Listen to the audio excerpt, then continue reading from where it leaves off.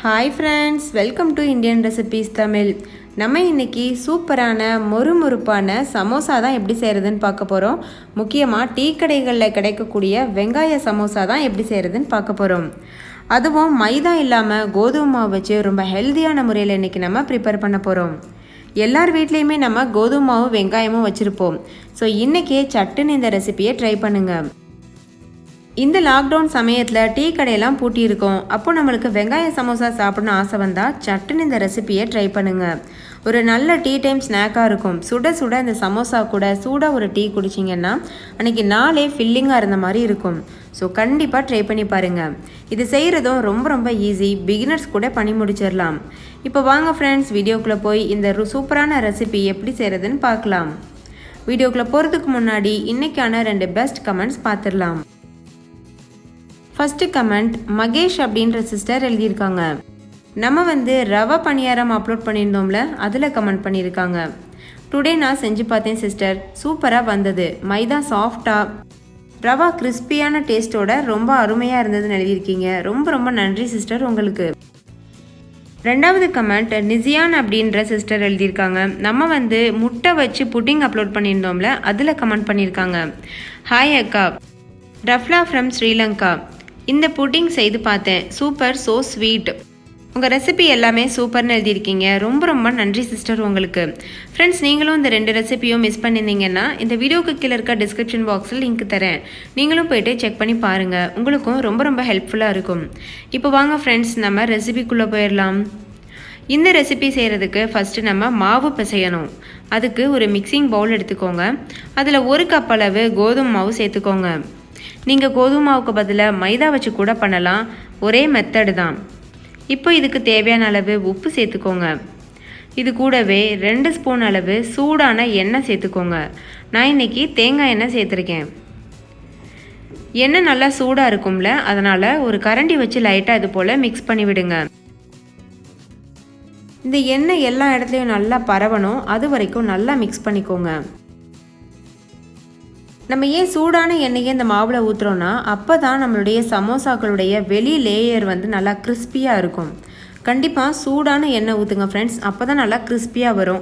ஏன்னா இதில் நம்ம பேக்கிங் சோடாலாம் கூட சேர்க்கல, அதனால் இந்த சூடான எண்ணெயே உங்களுக்கு நல்லா கிறிஸ்பியான சமோசாவை கொடுக்கும். இப்போ இந்த எண்ணெய் எல்லா இடத்துலையும் படுறது போல் கை வச்சுட்டு நல்லா இது போல் பெசரி கொடுங்க. தண்ணி சேர்த்து பிசைகிறதுக்கு முன்னாடி இதுதான் ரொம்ப ரொம்ப முக்கியம். நீங்கள் நல்லா அந்த எண்ணெயை எல்லா இடத்துலையும் பரத்தி விட்டுட்டு அதுக்கப்புறம் தேவையான அளவு தண்ணி சேர்த்து கோதுமை மாவு நம்ம சப்பாத்தி மாவு பிசைவோம்ல, அந்த அளவுக்கு பிசைஞ்சு எடுத்துக்கோங்க. 1 கப் அளவு கோதுமை மாவுக்கு 3/4 கப் அளவு தண்ணி கரெக்டான ரேஷியோவாக இருக்கும்.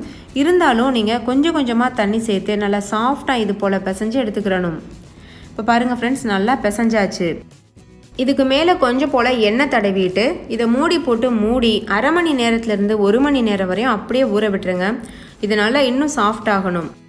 இந்த மாவு நல்லா ஊறட்டும். இது ஊறுற நேரத்துலேயே நம்ம இதுக்கான ஸ்டஃபிங் செய்திடலாம்.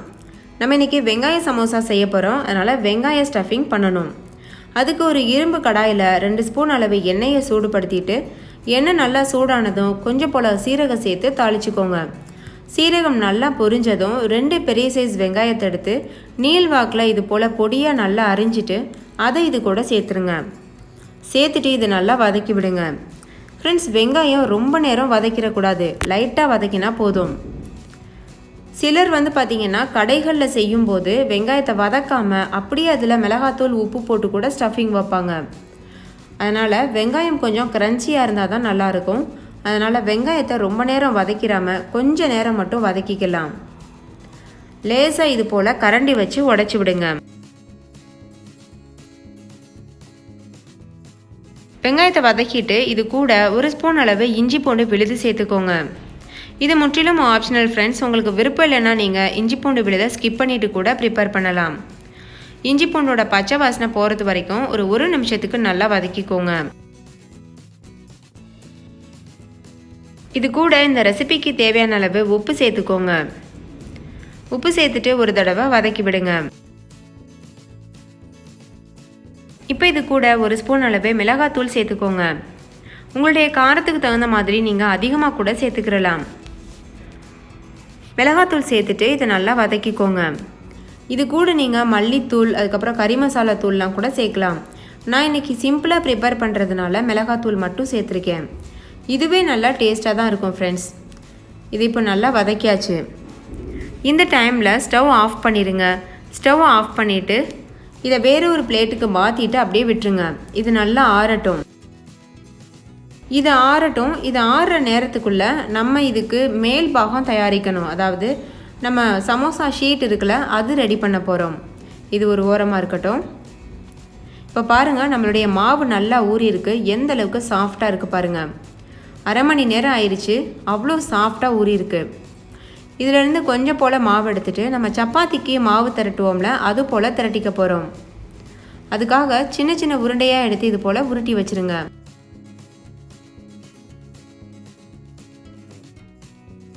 ஒரு உருண்டை மாவு எடுத்து நம்ம பூரி கட்டையில் வச்சுட்டு இது போல் கொஞ்சம் போல் வரமாவு சேர்த்துக்கோங்க. நான் கோதுமை மாவு சேர்த்துருக்கேன். உங்களுக்கு விருப்பமாக இருந்தால் மைதா மாவு கூட வரமாவாக யூஸ் பண்ணிக்கிறலாம்.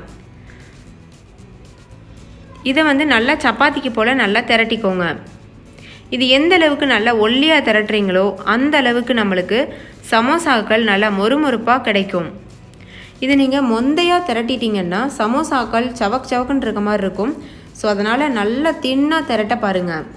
இப்போ பாருங்கள் ஃப்ரெண்ட்ஸ், எந்த அளவுக்கு நல்லா ஒல்லியாக திரட்டியாச்சு. இப்போ இதை நம்ம தோசை டவாவில் போட்டு எடுக்க போகிறோம். சப்பாத்தி மாதிரியே தான். நான் ஒரு தோசைக்கல் சுட வச்சுருக்கேன். அதில் லோ ஃப்ளேமில் வச்சுட்டு நம்ம தேய்ச்சி வச்சுருக்க மாவை சேர்த்துடணும். லேசாக இப்படி பபிள்ஸ் வர ஆரம்பிக்குதுல முட்டை முட்டையாக. இந்த சமயத்தில் இந்த சப்பாத்தியை திருப்பி போட்டு வேக வைக்கணும்.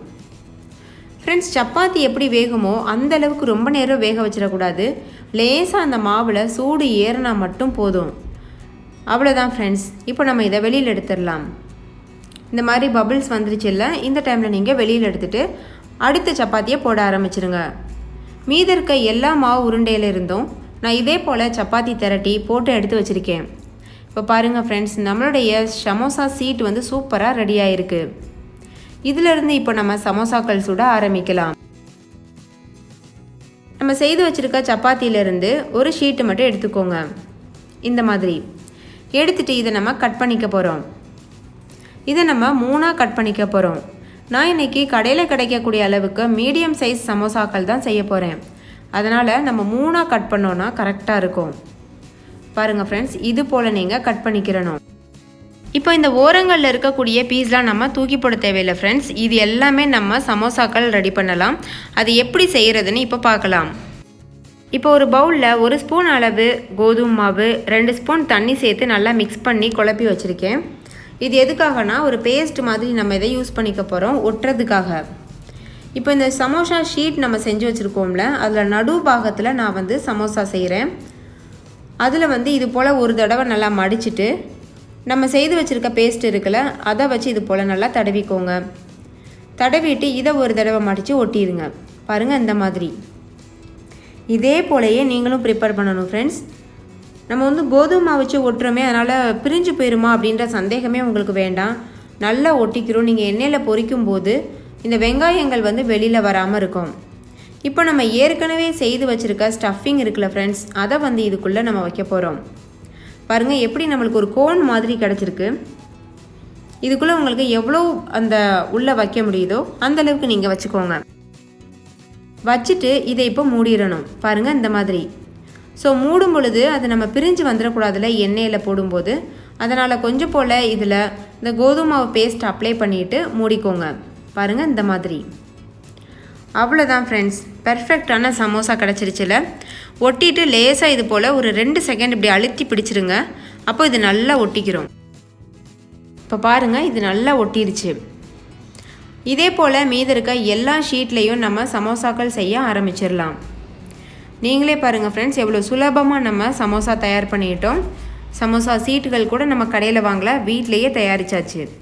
இப்போ இந்த ஓரத்தில் இருக்கக்கூடிய பாகத்தையும் அதே போல் ஒரு ஓரத்துலேருந்து இப்படி மடிச்சுட்டு நம்ம ஏற்கனவே அந்த நடு பாகத்துக்கு பண்ணோம் பார்த்தீங்களா, அதே போல் நீங்கள் பேஸ்ட் அப்ளை பண்ணிவிட்டு ஒரு கோன் மாதிரி தயாரிச்சுக்கோங்க. பாருங்கள், இந்த மாதிரி இது போல் மடிச்சுக்கோங்க. மடிச்சுட்டு இப்போ நம்மளுக்கு ஒரு கோன் மாதிரி இது கிடச்சிருக்கும். இதுக்குள்ளே நம்ம வெங்காய ஸ்டஃபிங் வைக்கணும். ஸ்டஃபிங் வச்சுட்டு மறுபடியும் இதை மூடிடணும். அவ்வளோதான் ஃப்ரெண்ட்ஸ், நம்மளுடைய சின்ன சமோசாவும் தயாராக இருக்குது. இது பார்க்குறதுக்கு மினி சமோசாக்கள் மாதிரி இருக்கும். இந்த 3வது பாகத்தில் பண்ணுறது, நம்ம நடு பாகத்தில் பண்ணுறது கரெக்டான ஷேப்பில் கிடைக்கும். இந்த 3வது அந்த ஓரங்களில் நம்ம கட் பண்ணி வச்சுருந்தோம்ல, அதில் செய்கிறது வந்து பார்த்திங்கன்னா மினி சமோசாக்கள் மாதிரி தான் இருக்கும். ஆனால் டேஸ்ட் வித்தியாசப்படாது. பாருங்கள், இதுவும் சூப்பராக தயாராகிருச்சு. இப்போ நம்ம சூடான எண்ணெயில் பொரித்து எடுத்துட வேண்டியது தான். ஒரு இரும்பு கடாயில் எண்ணெயை நல்லா சூடுபடுத்தியிருக்கேன். நான் இன்றைக்கி கடலெண்ணெயில் பொரிச்சு எடுக்க போகிறேன். நீங்கள் வந்து எந்த எண்ணெயில் வேணாலும் பொரிச்சு எடுக்கலாம். எண்ணெய் நல்லா சூடாக இருக்கும்போது சமோசாக்களை உள்ளே சேர்த்துட்டு லோ ஃப்ளேமில் வச்சுருங்க. லோ ஃப்ளேமில் வச்சுட்டு 2 பக்கம் திருப்பி விட்டு பொன்னிறமாக வந்ததுக்கப்புறம் நீங்கள் அதை வெளியில் எடுத்துடணும். ஒரே டைமில் 3 சமோசாக்கள் வரைக்கும் நீங்கள் சேர்த்து பொரிச்சு எடுக்கலாம். அவ்வளோதான் ஃப்ரெண்ட்ஸ், நம்மளுடைய ஈஸியான ஹெல்தியான கோதுமை மாவு வெங்காய சமோசா தயாராகிருச்சு. நீங்களும் கண்டிப்பாக உங்கள் வீட்டில் ட்ரை பண்ணி பாருங்கள். குழந்தைங்கள்லேருந்து பெரியவங்க வரைக்கும் கேட்டு வாங்கி சாப்பிடுவாங்க. அவ்வளோ சுவையாக இருக்கும்.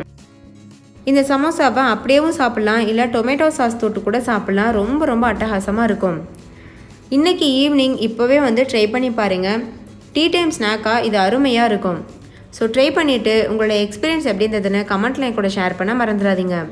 ஃப்ரெண்ட்ஸ், இந்த வீடியோ உங்கள் எல்லாருக்கும் ரொம்ப பிடிச்சிருக்கும்னு நம்புகிறேன். பிடிச்சிருந்தால் லைக் பண்ணுங்கள், உங்கள் ஃப்ரெண்ட்ஸ் கூட நிறைய ஷேர் பண்ணுங்கள், அவங்களும் பார்த்து பயன்பெறட்டும். இன்னொரு சூப்பரான ரெசிபியோட நான் உங்களை சந்திக்கிறேன். அதுக்கு முன்னாடி நம்ம சேனல் இந்தியன் ரெசிபீஸ் தமிழை சப்ஸ்கிரைப் செய்யாத நண்பர்கள் சப்ஸ்கிரைப் செய்துக்கோங்க. தேங்க்யூ, பாய்.